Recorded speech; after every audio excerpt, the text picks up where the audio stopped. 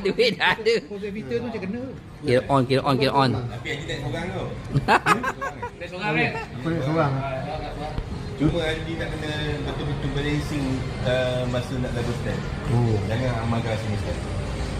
Kena double stand dengar. Double stand, apabila kan kunci ada macam kunci lock. So apabila beban enjin tu kat depan, tu lelaki dia jadi pop lelaki kosong. Jangan pop belah kanan kosong. Ingat Haji. Itu tip tu. Tip otai. Apa siap pasang kan?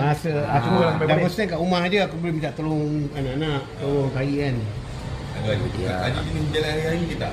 Banyak pakai. Saya kalau pakai motor ni mesti jalan logistik betul. Double stand tu pastikan double stand. Bang, dia kata pukul 5 pun sampai. Okey. Ni semua 3 dan 8 G yang dah sampai 2 hari lepas.